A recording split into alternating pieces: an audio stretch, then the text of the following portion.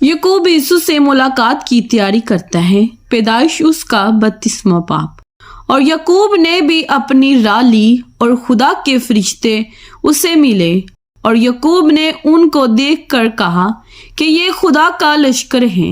मिनायम रखा और याकूब ने अपने आगे आगे कासिदों को अदूम के मुल्क को जो शीर की सरजमीन में है अपने भाई यीशु के पास भेजा और उनको हुक्म दिया कि तुम मेरे खुदावंद यीशु से ये कहना कि आपका मंदा याकूब कहता है कि मैं लाबिन के यहाँ मुकीम था और अब तक वही रहा और मेरे पास गायें बैल और गधे और भेड़ बकरियां और नौकर चाकर और लोंडियां हैं और मैं अपने खुदावन के पास इसलिए खबर भेजता हूँ कि मुझ पर आपके करम की नजर हो।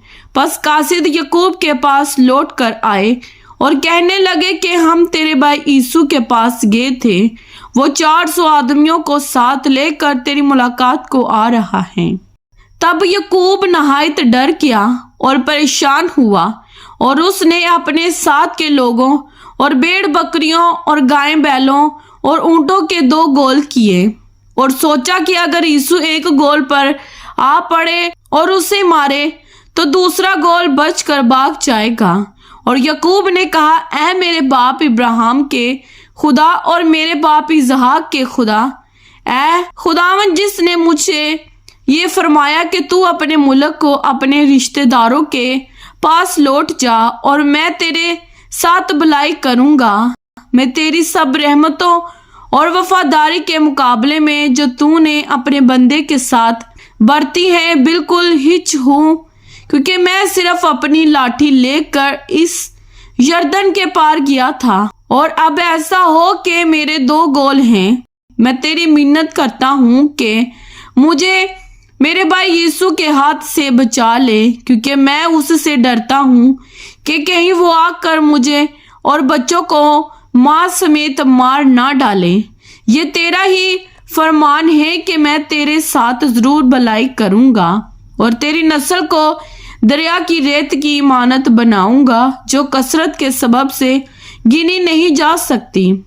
और वो उस रात वहीं रहा और जो उसके पास था उसमें से अपने भाई यीशु के लिए ये नजराना लिया, 200 बकरियां और 20 बकरे, 200 भेड़े और 20 मेंढे और 30 दूध देने वाली ऊँटनियां बच्चों समेत और 40 गायें और 10 बैल, 20 गधियां और 10 गधे। और उनको जुदा जुदा गोल करके नौकरों को सौंपा और उनसे कहा कि तुम मेरे आगे आगे पार जाओ और गोलों को जरा दूर दूर रखना। और उसने सबसे आगे गोल के रखवाले को हुक्म दिया कि जब मेरा भाई यीशु तुझे मिले और तुझसे पूछे कि तू किसका नौकर है और कहाँ जाता है और ये जानवर जो तेरे आगे आगे हैं किसके हैं, तो कहना कि ये तेरे खादम याकूब के हैं। ये नजराना है जो मेरे खुदावंद यीशु के लिए भेजा गया है और वो खुद भी हमारे पीछे पीछे आ रहा है।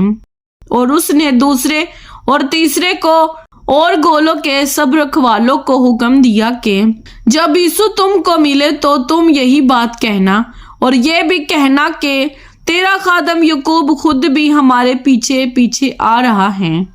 उसने ये सोचा कि मैं इस नजराने से जो मुझसे पहले वहां जाएगा उसे राजी कर लूं, तब उसका मुंह देखूंगा, शायद यूं वो मुझको कबूल करे। चनाचा वो नजराना उसके आगे आगे पार गया, पर वो खुद उस रात अपने डेरे में रहा। फिनियल में याकूब कुश्ती लड़ता है और वो उसी रात उठा और अपनी दोनों बीवियों, दोनों लोंडियों और 11 बेटों को लेकर उनको यबूक के घाट से पार उतरा और उनको लेकर नदी पार कराया और अपना सब कुछ पार बेच दिया। और याकूब अकेला रह गया और पूह पटने के वक्त तक एक शख्स वहां उससे कुश्ती लड़ता रहा। जब उसने देखा कि वो उस पर गालिब नहीं होता तो उसकी रान को अंदर की तरफ से छुआ और याकूब की रान की नस उसके साथ कुश्ती करने में चढ़ गई और उसने कहा मुझे जाने दे क्योंकि पू पट चली। याकूब ने कहा जब तक तू मुझे बरकत ना दे मैं तुझे जाने नहीं दूंगा। तब उसने उससे पूछा कि तेरा क्या नाम है? उसने जवाब दिया याकूब।